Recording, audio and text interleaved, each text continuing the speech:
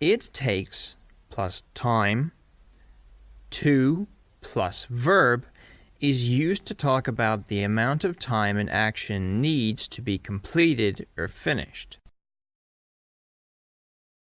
Examples: it takes an hour to get to the next town. It takes a few seconds to send this email. It takes about 45 minutes to prepare this dish.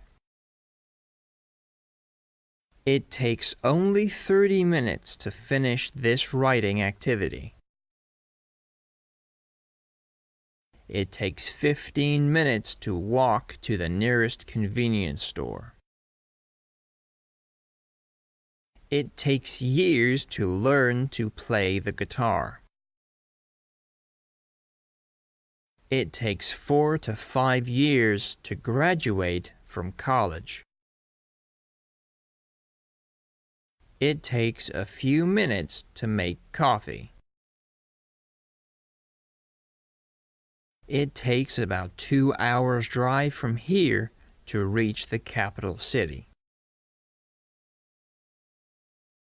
It takes less than an hour to prepare a simple meal.